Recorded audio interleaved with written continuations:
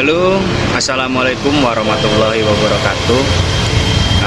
Ini bukan saya sok pinter atau mungkin saya sok menggurui, tapi di sini di kesempatan ini saya ingin sedikit menyampaikan unek-unek yang ada di hati saya ya. Ya mungkin bisa kita saling sharing, kita saling tukar pikiran gitu ya. Nah ini masalah tentang perbedaan sekelompok masyarakat di Indonesia. Jadi di Indonesia itu bisa dikategorikan masyarakat itu terbagi menjadi tiga ya.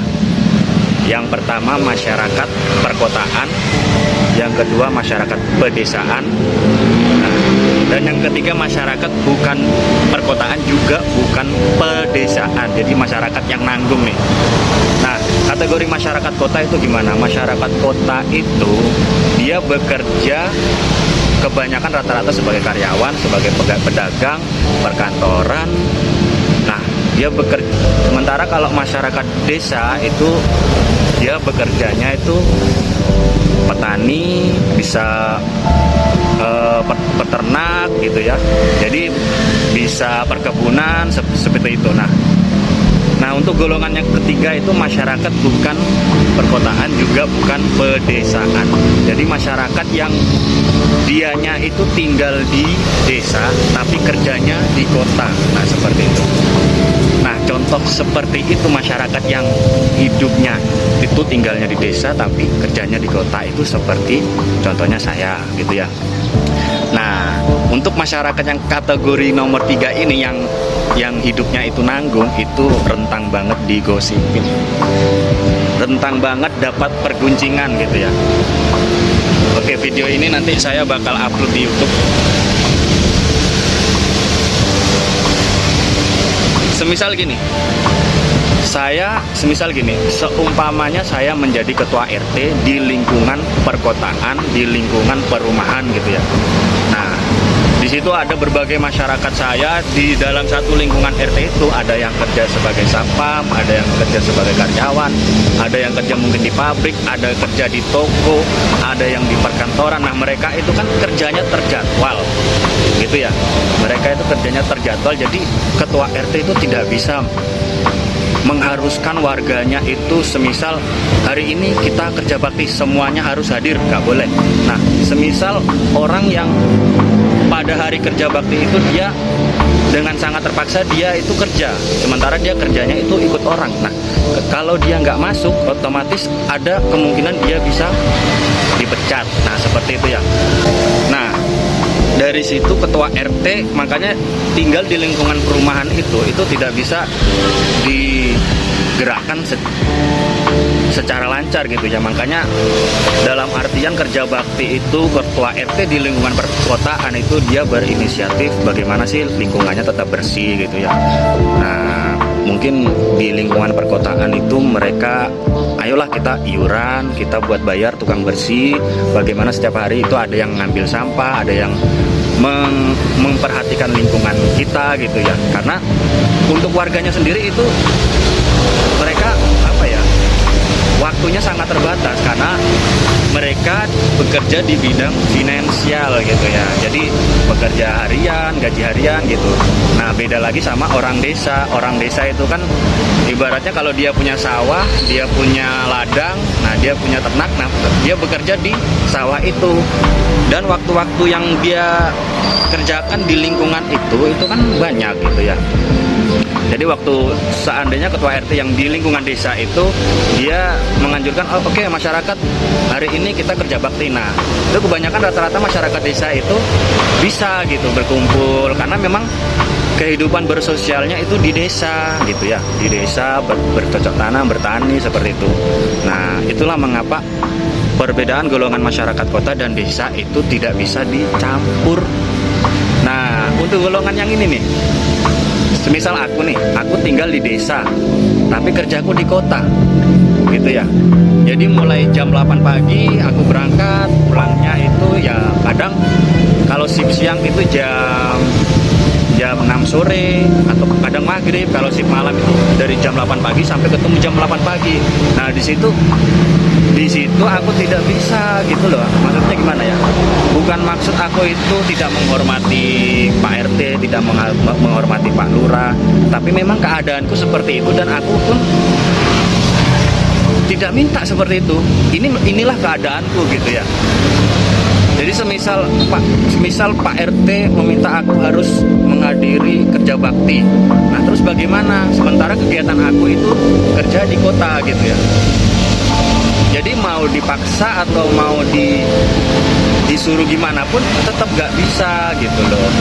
Ya alangkah baiknya atau mungkin aku bisa bayar iuran karena aku tidak bisa ikut kerja bakti di desa gitu ya, aku bayar iuran atau gimana gitu ya. Harusnya dicarilah solusinya gitu. Terus gini, kita bersosial itu tergantung di mana kita tinggal gitu ya, tergantung di mana kita menghabiskan waktu selama separuh hari atau selama jam kerja kita gitu ya. Kalau kita jam kerja kita habiskan di kota, maka kita itu hidupnya bersosial di kota. Bukan aku itu nggak ngerti bagaimana cara bersosial. Aku juga bersosial, tapi bersosialnya itu di lingkungan aku gitu ya. Bukan aku itu nggak mau bersosial di lingkungan rumah-rumah aku, tapi ya mau bagaimana ya, orang memang pekerjaanku dan kehidupan aku, aktivitas aku di sini gitu loh. Nah, kalau dibilangnya aku itu nggak pernah kerja bakti, setiap hari itu aku kerja bakti tanpa disadari ya. Ini semisal trotoar ini adalah tanggung jawabku gitu ya. Di sini setiap hari aku nyapu, setiap hari itu sudah masuk kategori kerja bakti karena aku bertanggung jawab di sini, aku hidup di sini gitu ya.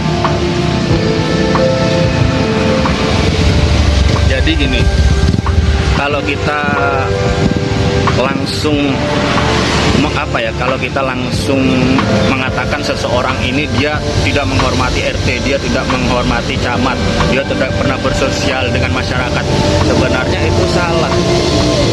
Ya itu menurut saya sih. Kalau menurut kamunya ya itu kurang tahu ya. Semisal gini, contoh paling simpel aja, Pak Sapam. Semisal aku ini sebagai Pak Sapam ya, aku tinggal di desa dan kemudian kerjaanku itu di kota. Nah, semisal kerjaanku di bank gitu ya, Pak Sapam ini dia disuruh masuk hari ini.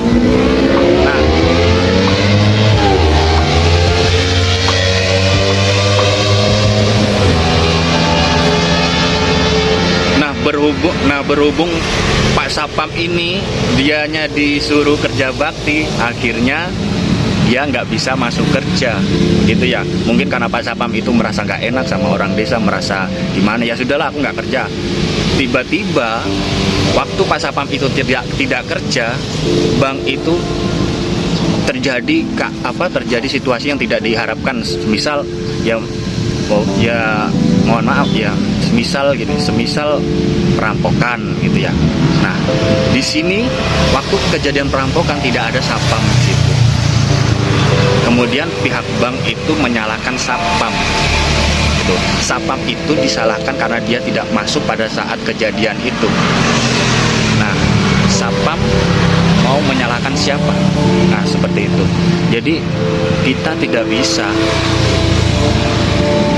mengecap seseorang atas dasar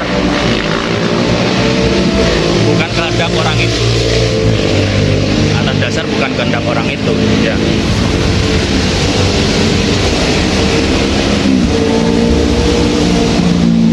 Ya mohon maaf sekali ya, bukan maksud aku gimana ya, ini cuma sekedar unek-unek aja ya. Ya aku juga pernah sekolah, aku paham bagaimana kehidupan bersosial gitu ya. Aku paham, tapi ini memang keadaannya seperti ini. Masyarakat Indonesia itu memang terbagi menjadi 3 dan itu tidak bisa dicampur aduk, beda gitu ya.